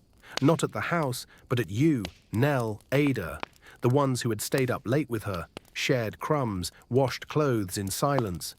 "I'm off," she said. You nodded. "Don't come back out of guilt," you said. "Only come back if you truly want to." Clara smiled, eyes a little red. "I promise." Then she left. No music, no petals falling, just an ordinary afternoon. Yet in your chest, something dropped, like a chair suddenly left empty. That night the kitchen was quieter than usual. Nell sat still, not chattering. Ada brewed tea without her usual muttering. Each person kept silent, as if leaving space for Clara's absence. You opened the tin, took out another slip of paper and wrote, "Each person who leaves, leaves behind an empty chair. And sometimes it's the chair that teaches us to cherish shared meals." You folded it, placed it in the box, and set it back on the shelf. The house, without Clara, still lived, still turned, still drifted into the night as always. But inside you, something small had changed. Someone had dared to leave. A quiet hope had been planted. And tonight you would sleep, not just to rest, but to dream that someday it might be your turn to pack a bag, step out the door, and say, "I'm off." The next morning, the house seemed unchanged. Ada opened the windows earlier than everyone else, letting the cool, damp air flow through the hallway. Nell still flipped through the ledger, scribbling down the debts owed by guests. Everything continued on its usual track, as if Clara had never been here. But you could feel it. A quiet absence, slipping into unnoticed corners, the empty hook on the wall, a teacup missing its drinker. The pause when someone almost spoke, then remembered the one who used to listen had gone. You prepared the tea, placed the tray on the table, and adjusted the corner of the cloth. Every motion was familiar, yet missing that final click. as if your hands had forgotten how it felt to finish something with true completeness. "There's a new guest," the madame said as she walked in. "Room 3. Asked for someone who's good at conversation, so I'm sending you." You weren't surprised. You'd often been assigned to guests who sought talk more than touch. They came not to indulge, but to fill a quiet hollow, and maybe to find someone still willing to listen. You knocked on room 3 with a tray of peppermint tea and dry biscuits. The door opened to reveal a gentleman in a chestnut velvet robe. His eyes were bright, but not exactly cheerful, more like someone used to hiding emotion behind polished spectacles. "Hello," he said, voice gentle but rehearsed. "You are?" "I'm here to serve your tea," you replied with a polite, practiced smile. "And if you'd like, I can be someone who listens too." He chuckled. Not loudly, not awkwardly. Just enough to ripple through the room like faded perfume. You poured the tea, set the tray down, and then sat. "Your first time here?" you asked, as always. "Yes." "First time I've dared," he said, eyes fixed on the tea as if it held answers to heavier questions. You didn't rush him. You'd learned that words weren't always the point in rooms like this. Sometimes the gift was silence, offered at just the right moment. He glanced around the room, at the peeling wallpaper, the faded landscape painting, the high-backed chair with worn armrests.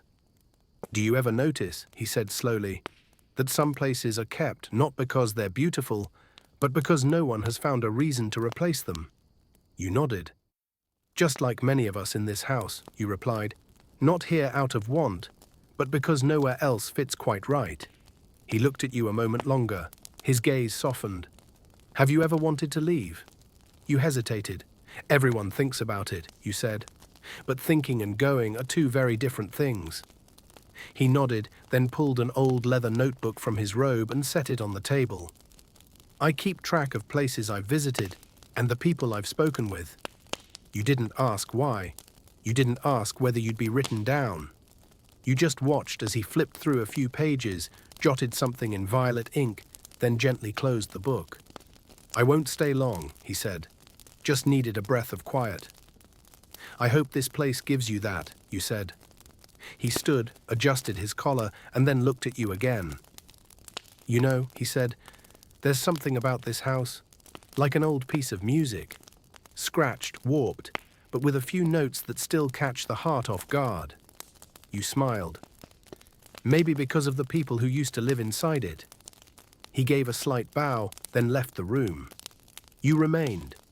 A breeze stirred the curtain, and in that tiny space, you felt Clara's presence, woven into the way you brewed tea, echoed in a line you'd borrowed from her, carried in how you let others come and go without clinging to anything, except the hollow space they leave behind. A space just big enough for someone new to walk into tomorrow. The sun was dipping low. Pale golden light slanted through the hallway windows, casting iron bar shadows across the worn tile floor. You were dusting the staircase banister when Ada called. "Another guest," she said, her voice low, like sharing a secret that was neither scary nor exciting. You nodded, brushed your hands on your apron, and stepped toward the parlor. The man didn't look like one of the usual visitors to this house. No fine cloak, no silver-tipped cane. Just a man in a wrinkled shirt, shoes so new they looked out of place on the old wooden floors. You glanced over him quickly. His hands trembled slightly, as though he were holding himself together with sheer will. His eyes didn't meet yours, and his movements were clumsy, like a schoolboy late on his first day. "Hello," you said gently. "Are you looking for—" He looked up. His eyes were dark but not tired, just hesitant. I'm not sure I should be here." You nodded, offering a soft smile. "No one ever is. But you can sit for a while. No one will make you do anything." You led him to the small room at the end of the hallway. A simple space, not fancy, but with a window overlooking a lavender bush swaying gently in the wind. He didn't ask your name, didn't ask about prices, didn't ask about the rules. He just sat down, hands resting on his knees, like he might spring up and leave at any moment. You poured the tea. "I've never been in a place like this," he said, voice flat. "But today, I just didn't want to go home." You didn't answer, just placed a small napkin beneath his cup and stepped back, giving him room to breathe. "I think," he said, "I needed a place where no one knows who I am." You nodded. "Then you've come to the right place. We don't ask names here, unless someone wants to share." He looked out the window. "Have you ever wanted to disappear?" he asked without turning back. You thought for a moment.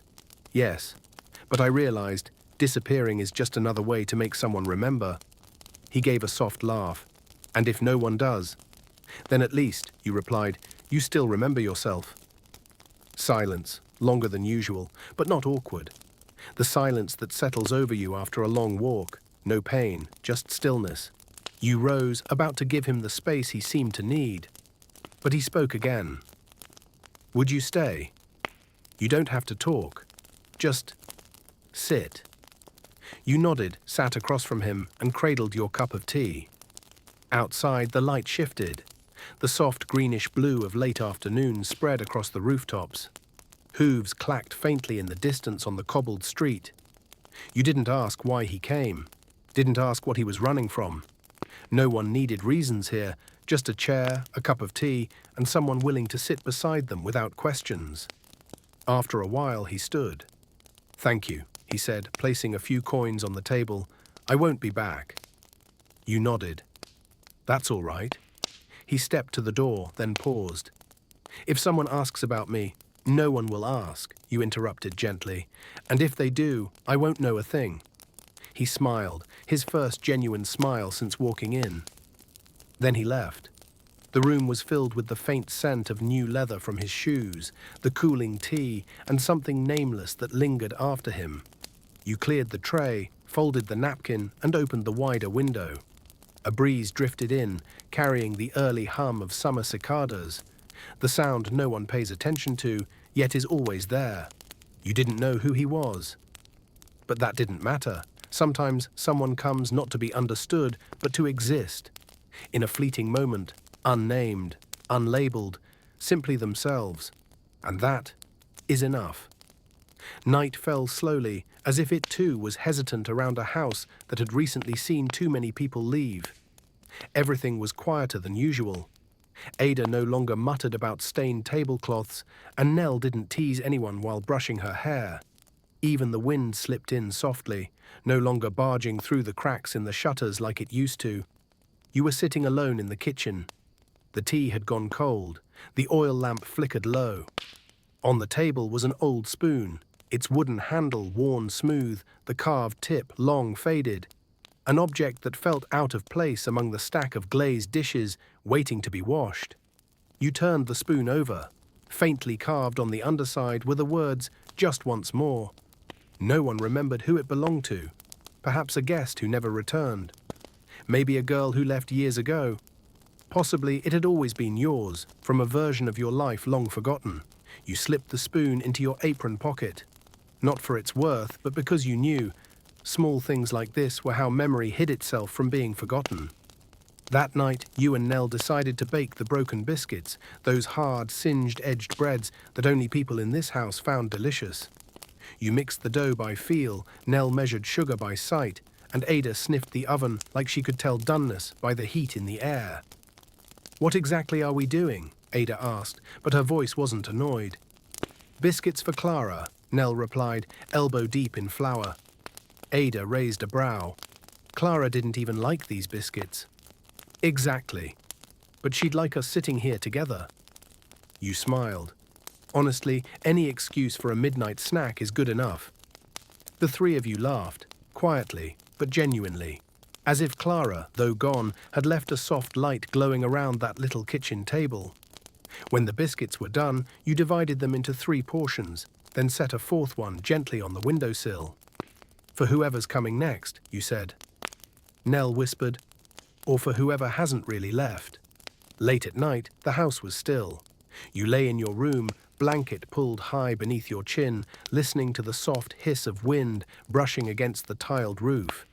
Your hand clutched the old spoon tucked into your sleep shirt pocket, as if something that small could keep you tethered to yourself. You thought of the people who had passed through here. The gentleman who read Hamlet aloud, The girl with a laugh like silver bells. The nameless visitor who only wanted to disappear. And Clara, who left with her feet, but stayed with her absence. You didn't know what tomorrow would bring. Maybe another stranger, another weary night, another conversation no one would mention again. But for now, in the warm darkness, with only your breath beside you, you felt something rare. You were alive. Not just existing to drift through time, but truly alive. With the smell of burnt crust, a spoon no one claimed, and a house full of people who said little, but always looked at each other like they meant to stay. You closed your eyes and dreamed of another home with no signs, no price tags, but filled with crooked spoons, kept for reasons no one could remember. A dream soft as breath, unnamed, but entirely your own. That morning, the knock at the door was unhurried. 3 short taps, a pause, then 2 more. The kind of rhythm only those who had once lived in the house would unconsciously remember. You were watering the basil pot by the window when you paused. Ada opened the door, then called out, unable to hide her surprise. "Marion, someone from the past is here for you." You wiped your hands on your apron and stepped into the hallway. Standing there was the man who once sat and read Hamlet. The one who had said that if he didn't return, to consider that visit the last. But he had returned. "I thought you weren't coming back," you said, tilting your head slightly. He smiled, holding a pair of old leather gloves. "So did I," he replied, "but I found these in my coat pocket and couldn't remember when I put them there." You looked at the gloves. Nothing remarkable. Just soft, worn leather, the stitching slightly frayed, clearly having seen many rainy seasons. "I don't think they're from us," you said. "Maybe not," he answered. "But I last remember wearing them. Here, and I didn't want to keep something I can't remember the reason for." You nodded, not because of the gloves, but because he returned. "So, what brings you here this morning?" you asked, your voice light as the leaves rustling outside. "Do you still have the Hamlet book?" You smiled. The page you like is still marked. The front room now resembled a small tea salon. He sat in the same chair as before. You set down a tray of tea and a few crumbly biscuits, not because guests needed food, but because the house still needed to feel like someone might stay longer than a conversation. He opened the book and flipped through a few pages. "You know," he began, "I used to read this passage when I was young, but only after growing older did I truly understand.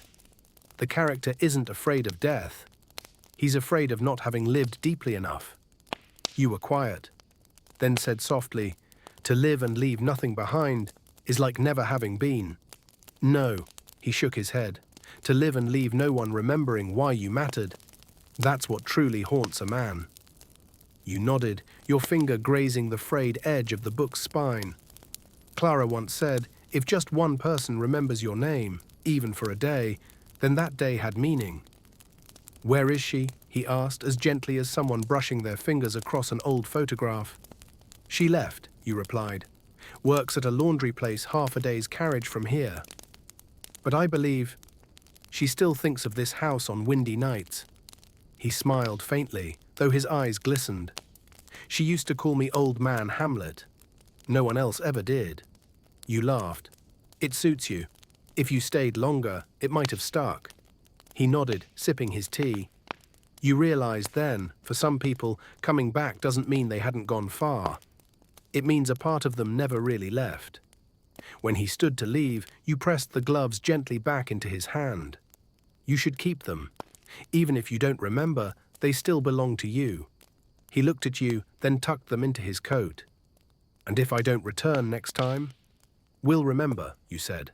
"At the very least, that someone once came back for something no one else understood." The door closed behind him. You returned inside and made another pot of tea. The house fell quiet again, but this time not with emptiness, but with a calm fullness, as if the space had just taken in another memory, unspoken, unnamed, yet warm enough to color a pale afternoon. You returned the Hamlet book to the shelf, opened a random page and read aloud, "Give me that man that is not passion's slave, and I will wear him in my heart's core." You didn't know if he could hear you, out there in the world, but you read it anyway, as a gentle goodbye. for someone who came back to know he'd left something behind in someone's heart. That morning, you cleaned room 4, the one Clara used to stay in. Since she left, Ada had kept it locked every night, as if trying to keep memories from sneaking back in with the morning mist. But today, Nell accidentally spilt a basket of laundry outside the door, and while crouching down to pick it up, she suddenly called out, "Marion, there's something under this bed." You stepped inside. The room still held the faint scent of lavender, so light it felt more like a memory than a presence, lingering even after it should have been gone. Under the bed was a small wooden box, its lid chipped at the corner, the latch loose. You opened it.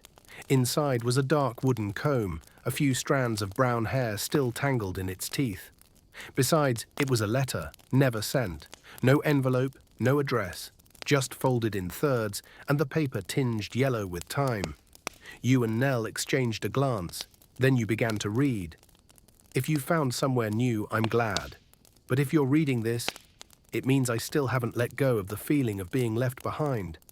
Not out of anger, just because I didn't get to say the most important thing, that when you smiled, this house lit up. When you cried, I learned how to sit beside someone without needing to ask why. Clara, if you ever read this, I hope you know you were more loved than you realized.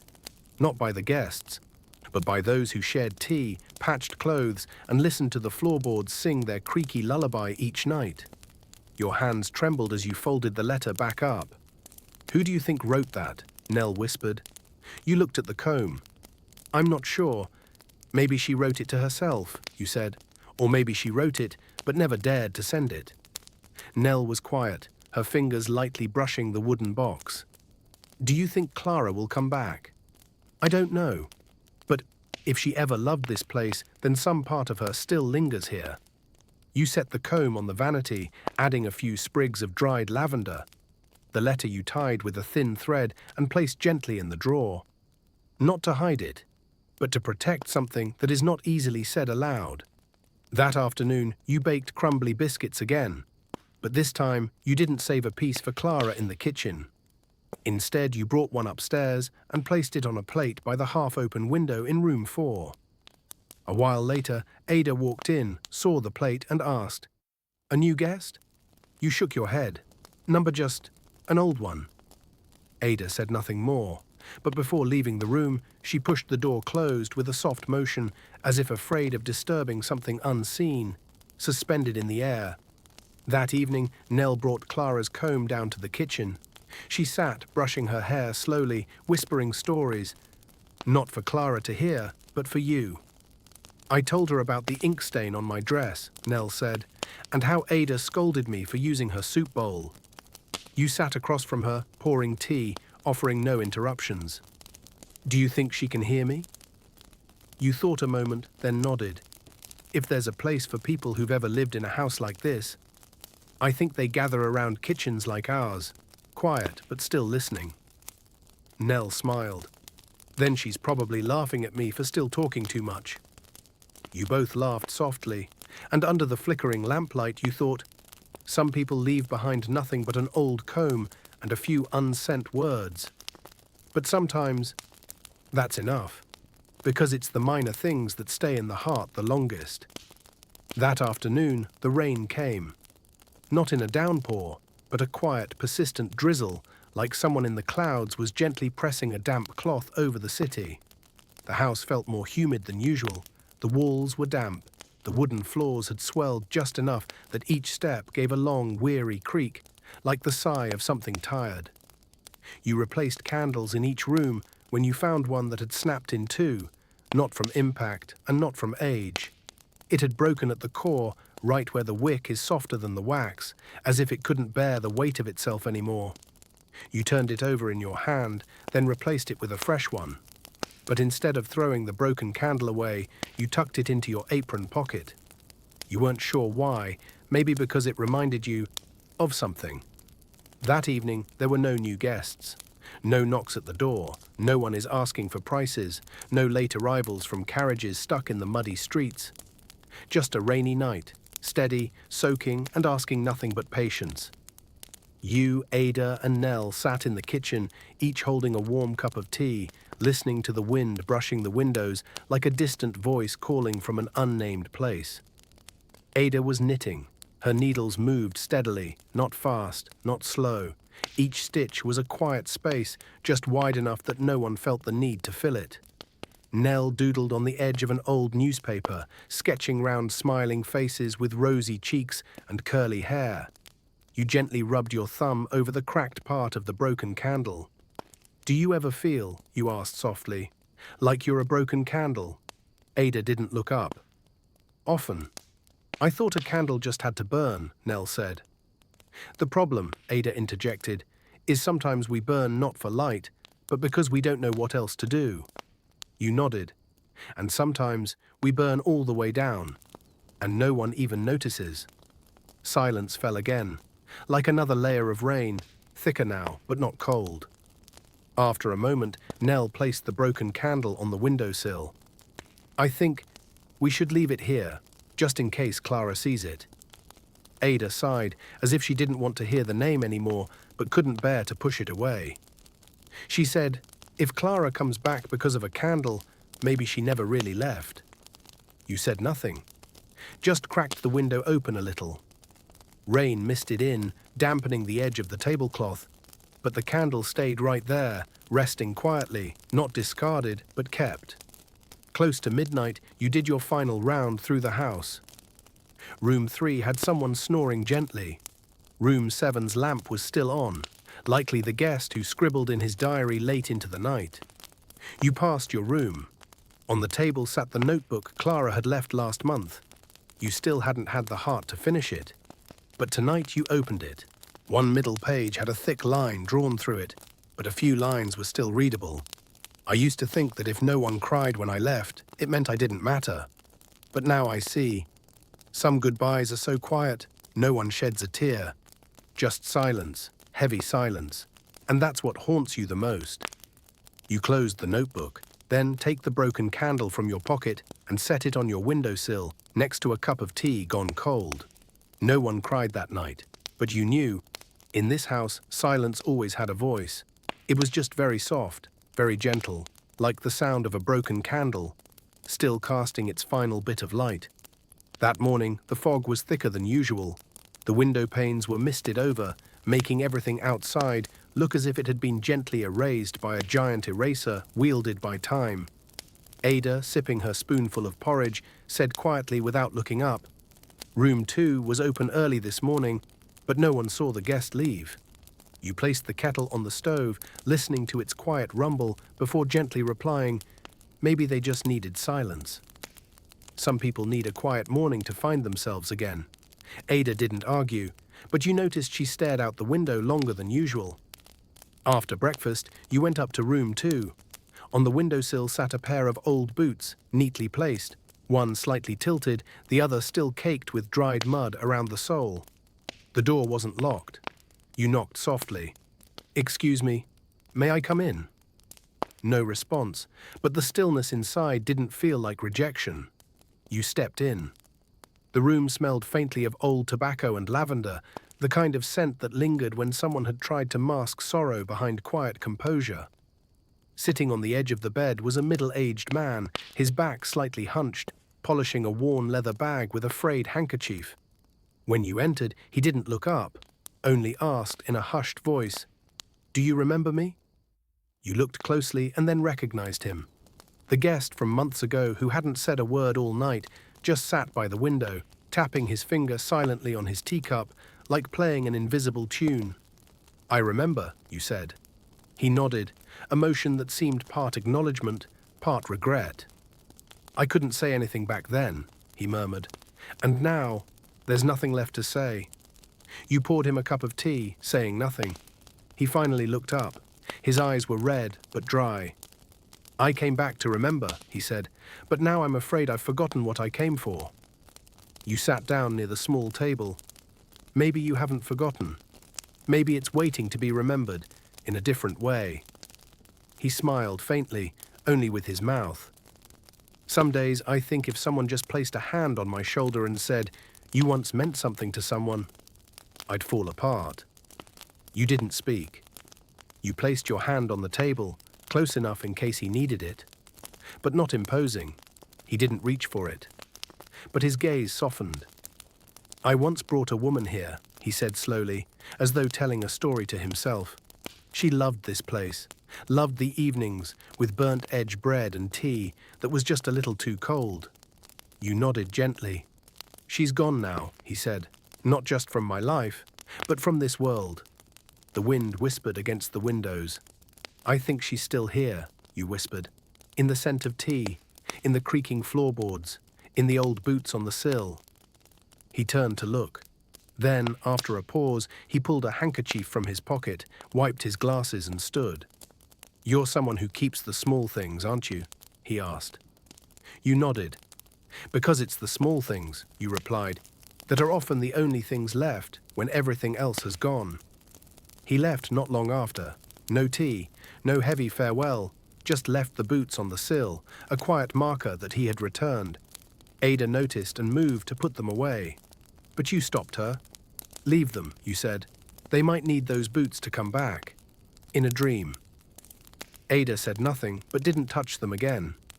As evening fell, you brewed another pot of tea and left a cup beside the boots. It might go cold, it might remain untouched, but at least you knew someone had once remembered enough to return. And the house, old, damp, with the wind whistling down its hallway, was still a place someone chose to come back to. Just to be silent, just to be remembered. That evening began with something tiny. Nell's fountain pen jammed. She sat at the kitchen table, puffing frustrated air at the nib like it was the worst disaster of the day. It won't write anymore, she frowned, and I only got 3 lines down. You leaned over and picked up the pen. The ink had run dry. That was all. You went to fetch the reserve ink. While opening the drawer, you discovered an older bottle, sealed with yellowed tape, dust clinging to the rim. No one quite remembered who had left it. Maybe Clara, maybe a guest who borrowed a pen and never returned it. You shook it gently. Inside, there was still a bit of deep violet, that classic shade of ink few people used anymore. Want to try this one? You asked Nell. Her eyes widened. It looks like love letter ink. You smiled. Maybe it once was. That night, after Nell went to bed early with a slight headache, you remained in the kitchen. The violet ink bottle still sat there, beside the cleaned pen. Next was a stack of old writing paper that Ada sometimes used to jot down shopping lists. You picked up a sheet and dipped the pen. Not to write anything meaningful. To feel what it was like, holding a pen someone else once used, writing with a color that might have once carried words no one dared say aloud. And then, without really meaning to, you began to write. Clara, it's raining today. The house feels damp like a soaked cloth, and Nell still doodles all over the page edges like nothing has changed since you left. I don't know where you are now. Can you still hear the floor creak under footsteps at night? Do you still remember the smell of burnt crust bread on Sunday evenings? You paused. Ink smudged your fingers, but you didn't wipe it away. Something about the mess made it feel more real, like Clara was close, just out of reach. You continued, someone returned today and left a pair of boots on the windowsill. I'm unsure if he's the man you once mentioned, but his eyes held something familiar. That distant gaze that doesn't need to turn around. Ada still pretends not to mention you. But last night, I saw her mending that wine-colored scarf you wore whenever the wind turned. A gust whistled faintly down the hallway. You looked up. Nothing there, just wind. But in this house, night winds often carried the feel of unspeakable whispers. You wrote your final lines. If you ever think you left nothing behind here, please don't. You're still here, in how I make tea, how Nell ties her laces, and how Ada frowns when someone forgets to light the stair candle. You're not forgotten. You're held very softly, very gently, like a name never spoken aloud, but always present. You set the pen down, didn't fold the letter, didn't place it in an envelope, didn't sign your name. You just left it there, resting beside the nearly empty bottle of violet ink, and blew out the lamp. The next morning, Nell found the letter. She didn't ask who had written it. She read a few lines, carefully folded them and tucked them into the drawer beneath the stairs. "A letter that doesn't need sending," she said. "Maybe the person it's for already received it, in some other way." You didn't respond. But inside you smiled. Maybe. The words we never send are the ones we guard most closely. And in a house like this, what's held closely lingers longer than anything loud ever could. That night was colder than the ones before, not because of strong winds or heavy rain, but because the warmth seemed to have quietly drained from the most familiar corners of the house. The armchair by the fireplace sat empty. The woolen blanket on its arm was still crumpled, just as Clara had left it, half folded that final time. You stepped into room 6 to check the candle. The room still carried its usual scent, dried orange peel and camphor wood. But something was different. The pillow at the head of the bed had a slight indent. It was as if someone had been lying there for just a moment and then left without leaving any footprints. You touched the hollow. The pillow was still warm. You went down to the kitchen, saying nothing to Ada and Nell. But you noticed Ada's eyes following you as you poured water, like she, too, had sensed the shift in the air. "Something happen up there?" she asked, her voice unreadable, half curious, half concerned. You shook your head, then nodded, then sighed. "The pillow in room 6, you whispered. "There's an impression, but no one's there." Ada rested her arms on the table, fingers intertwined. "Maybe someone returned. In a dream," she said. "Or never really left," Nell added. All three of you fell silent. From outside, the distant church bell rang softly, 4 short chimes, as if to remind someone that the night was passing, whether or not anyone heard. Later, near midnight, you returned to room 6. The room was still quiet. The oil lamp you'd lit earlier was nearly out. You sat on the edge of the bed, fingertips brushing the pillow once more. And then, without knowing why, you spoke softly, not sure who you were talking to or even expecting an answer. "Would it make you sad if no one kept your sleep for you?" Silence. But it was the kind of silence that pressed on your chest, as if, in this room, memory had returned, not with a voice, but through its absence. You left the room, but didn't close the door all the way. If Clara had truly come back, the least you could do was not make her knock. The next morning, Ada went to tidy the room. When she came down, she held a neatly folded handkerchief. "This was under the pillow," she said, not meeting your eye. "Red thread embroidery, the stitches are a little loose and hurried. In one corner, a single letter, C. You took it. Said nothing. Asked nothing. Because some questions, when spoken aloud, might scatter what silence had been gently holding together. Nell took the handkerchief and tucked it into the pages of Clara's old journal. She didn't say, "She's back," or "It's a sign." She murmured, "She's still dreaming in this house." You nodded, and the three of you sat at the table, drinking tea in the tail end of winter's chill. No one mentioned the pillow, or the handkerchief, or the windows that sometimes opened even when there was no breeze. Because everyone knew. Some things don't need explaining. They only need to be quietly kept in memory, in breath, and in the faith that those who've left might not have gone very far at all. Some mornings, you come down to the kitchen not quite awake. Your eyes still sting, dreams still cling to your chest, and the quiet is so complete you almost forget the world is still turning. This morning was one of those. You came down earlier than usual. Ada hadn't stirred, and Nell was still curled up in bed like a kitten in a blanket nest. You boiled water. The stove crackled gently. Warmth began to spread. As you poured tea into your usual cup, your eyes paused. There was a faint red smudge on the rim. Not wine, not fresh lipstick. Just an old trace, barely there, the soft press of someone's lips painted in haste. You froze. Then you slowly raised the cup to your nose, no strange scent.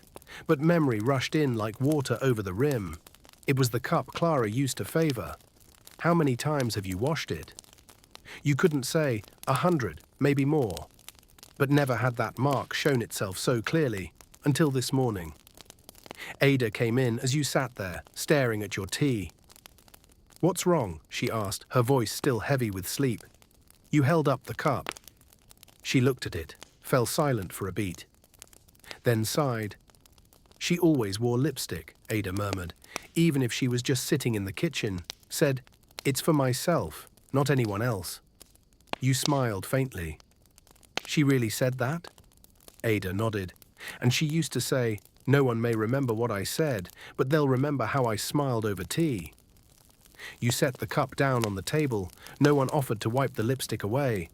No one reached for a cloth. You just sat together in silence, as if the cup was doing its job, holding a moment without anyone having to hold on. That afternoon, Nell came down the stairs with a strange look. "Marion," she whispered, "did you just go upstairs?" You shook your head. "Number why?" "Because I saw a figure at the top," she said. "Not clearly, but tall, with long hair, turned away. When I got closer, it vanished." Ada clicked her tongue. Imagination again. But Nell kept looking at you, hoping for a more accurate answer. You didn't respond immediately. You walked upstairs slowly. The hallway was still. The stairs were quiet. Wind rustled the curtain near the window, creating the soft swish of fabric brushing someone's shoulder. You stood where Nell said. No one was there, but something was, a hairpin on the fourth step. Bronze, rounded tip, the kind Clara used to tuck loose strands behind her ear. You picked it up. And reflexively you whispered, "If you still have something to say, I'm here." That night you placed the hairpin next to the lipstick-stained teacup on a small wooden tray near the parlor window. Not as a display, but as a reminder some things don't belong in the past. They're still here, flowing beneath the surface like a warm underground spring, waiting for the right moment to rise as something small. A lipstick mark, a shadow, a forgotten hairpin. And in a house like this, the things that seem meaningless are often the ones that hold us closest together. That evening there was no rain, no wind, but something in the air made it feel like the whole house was holding its breath. Nell sat sewing, but after every stitch she looked up. Ada had been silent since the afternoon, didn't even scold you when you overbaked the biscuits. Everything felt suspended, like the house awaited something no one dared name. You went upstairs early, planning to check the empty room at the end of the hall. The old storage room was where Ada used to stash everything she wasn't sure whether to keep or throw away. Clara once called it the room of undecided things. The door was ajar. Inside, dust still floated in golden shafts of light, and the scent of old paper lingered. But at the far end of the room, hanging from a wooden hook, was something you were sure hadn't been there before. A grey wool cloak, frayed lace at the edges, its collar worn nearly to threads. You stepped closer. It was Clara's cloak. You knew it by the burn mark on one sleeve, scorched 3 winters ago when she held her arm too close to the fire. You had mended it with mismatched thread, and she'd kept wearing it, saying it looked like a walking memory. You carried it downstairs, laid it gently across the long bench in the sitting room. Ada noticed it first. She stopped mid-step, lips pressed tight. "Where did that come from?" she asked, half hopeful, half afraid. "Storage room," you said softly. "It wasn't there a few days ago." Ada said nothing more. She sat down, lifted the sleeve, and ran her fingers over the worn fabric. She once said, if she ever left for good, she'd leave that cloak behind as a goodbye, Ada murmured. But when she went, there was nothing. Just gone. You nodded. Maybe she did leave it. It just took a while to find its way to us.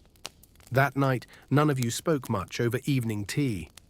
The cloak lay where it was, like a guest with no face, weighted with memory so thick no one dared smile. "Do you think Clara tried to come back long ago, and we just didn't see it?" Nell asked, her voice trembling. You looked around the room. The walls were the same. The floorboards still creaked, the oil lamp still flickered. But yes, something had shifted. "She didn't return," you said. "We just finally learned how to see what she left behind." Ada looked at you, a long, quiet look she hadn't given in a while. Then she nodded. "Maybe," she said, "people don't really leave. If the things they once touched still make others remember." You folded the cloak. You didn't wash it, didn't press it, didn't freshen the scent. You folded it just as it was and tucked it inside the old wooden cupboard beneath the stairs. Nell asked, "Aren't you bothered by the old smell?"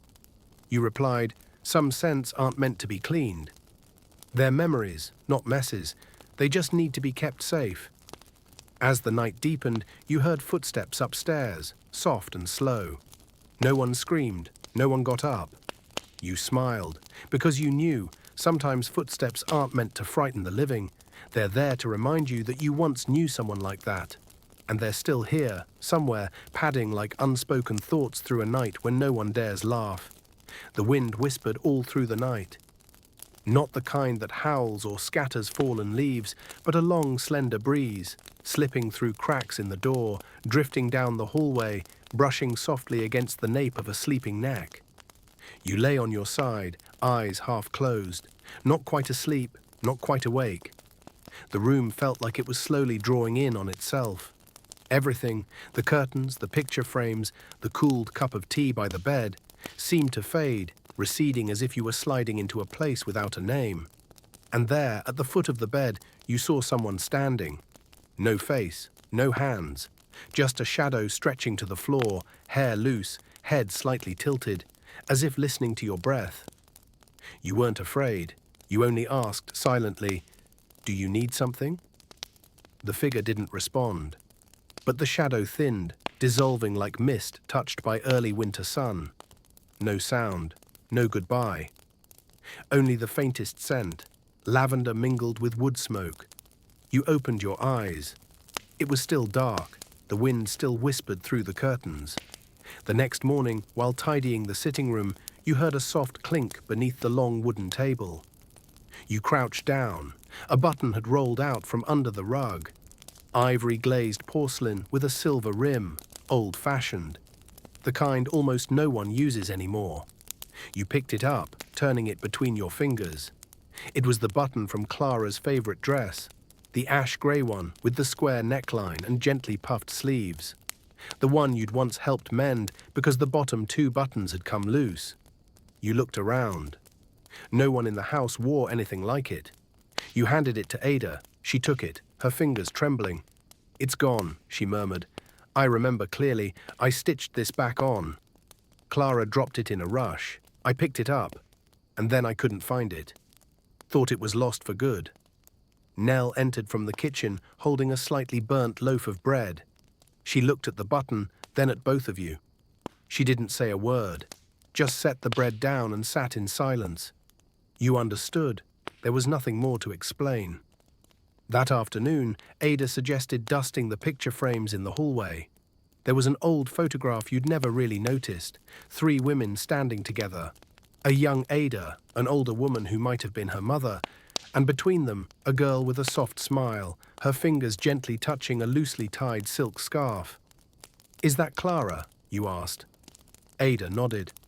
Back then, no one thought anything would change, but she always saw it coming.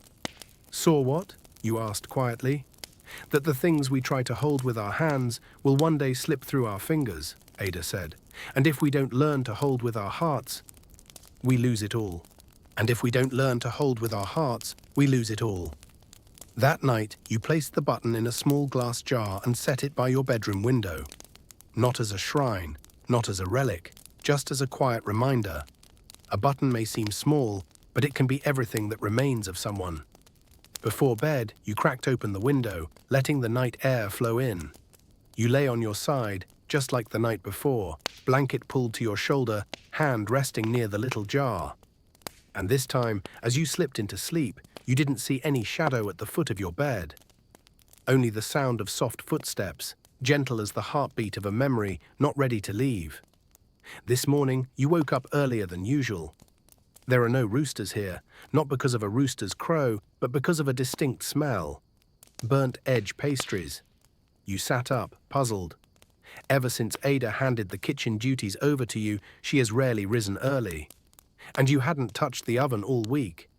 You made your way down to the kitchen, bare feet brushing against the cool stone floor, and just as you sensed, the stove was lit.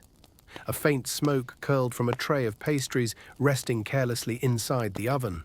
No one was there, not a soul, yet the tray was still hot. And next to the stove was a familiar dish towel, the one Clara used to favor, with a tea stain that never quite washed out. You stood there for a long time, no footsteps, no whispers, only the scent of burnt pastries and the morning light streaming through the window, catching each floating speck of dust, as if even time had paused to see what you'd do next. You didn't eat the pastries. You placed them on the blue porcelain plate and carried them to the sitting room. Ada was already there, as if she'd known something would happen. Nell quietly placed the teapot on the table, saying nothing. No one said Clara's name, but the three of you sat together, as if the house had finally held on to what needed holding. Not because of old objects, but because of the moments so small they could have slipped away unnoticed. The smell of baking, a familiar cloth, the sunlight grazing the corner of the room where she once leaned her shoulder. At nearly 10 o'clock, there was a knock at the door. 3 taps. Not rushed, not urgent. As if the one knocking knew they were expected. You stood. Ada gently touched your wrist, as if to hold you back, then let go, nodding faintly. You opened the door. No one was there, only a thick envelope carefully placed on the doorstep. You bent down, hands trembling, and opened it. Inside were letters. The ink had smudged in places. The paper was yellowed with time. One was addressed to you. One said, "To the keeper of the house," and the final slip bore just 3 handwritten words. In a slanted script you knew too well, it hurt to see. "I'm still here." That night you told Ada and Nell nothing. You cleaned the kitchen as usual, lit the candle on the tea table as always, and placed one burnt pastry on the blue porcelain tray near the window cracked open. You didn't wish for her return anymore, because you knew she had never truly left. She had only waited until everyone learned how to see, hear, and feel. What doesn't need a form to be real? And you had learned. In the wind. In the scent of burnt pastries. In the quiet gentleness between 3 people sitting together, needing no words. You've picked up a quiet habit lately. Each morning, when the first sunlight brushes the kitchen window frame, you pause by the wall at the end of the hallway. It used to be a place no one noticed. Just a plain white wall, faintly cracked at the top, sometimes hidden behind an old wooden coat rack. But ever since that morning, the one with the burnt pastries and the letter left on the doorstep, you've started seeing it differently. A faint circle, as if a picture frame once hung there. A patch of paper reinforcement, like someone had once taped a letter. And if the light tilts just right, you can almost make out traces of words written in memory. Not legible, not real, but enough to make your chest ache a little. It's no longer just a wall. It's a living canvas, breathing in every laugh that ever echoed here, every sigh that dissolved into silence. Nell drew a small picture and pinned it at the center of the wall. 3 figures. A long-haired girl sipping tea, an older woman knitting, and a shadowy figure standing at the doorway, only their outline visible. No one in the picture is smiling, but no one looks sad either. They're there, together. You sat at the writing desk that night for the first time in what felt like ages.